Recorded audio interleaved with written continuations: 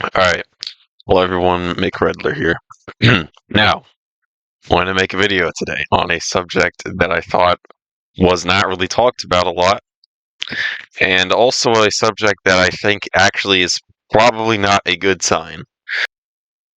Okay, which might surprise you, but okay, anyways. So Synnibear03, who was caught being a predator, uh, deleted her videos on her YouTube page, on her YouTube channel. All of the videos are gone. They are not there. In fact, there's not even a videos tab anymore. It's just a home tab that shows nothing. Synnibear deleted every single video on her channel. Now, here's some interesting things I want to point out. When it comes to this subject. Firstly, Synnibear kept her posts up. Okay, and two, Synnibear hasn't deleted her channel. So when I looked at comments on posts that Synnibear left up, apparently this has happened like 2 weeks ago, but I just found out about this, and like I said, I haven't really seen other people talk about this. Okay. But here's why I don't think this is a good thing. Now, obviously, Synnibear isn't sorry for being a predator. That's obvious. That's obvious. But this kind of further adds on to that. Why hasn't Synnibear? Okay, the reason I think Synnibear hasn't deleted her channel is because Synnibear plans on coming back at some point. That's what I think, and let me explain why. So we know Synnibear is not actually sorry for what she did, but the fact that Synnibear hasn't deleted her channel makes me think she's going to come back.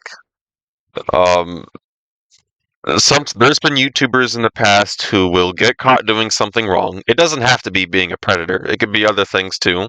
Who get caught doing something wrong, and then they go inactive for a little bit. They don't always remove their videos.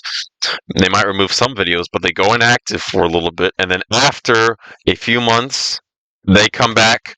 And what they might do is maybe they'll change their YouTube icon.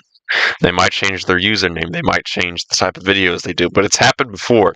Here's an example of it happening in, related to this community. It did happen with Daft Pina. You guys remember Daft Pina? He changed his fucking YouTube icon and username. After waiting a little bit, he changed his stuff, and I don't know if he's deleting comments or not, but it seems like people are okay with him being back.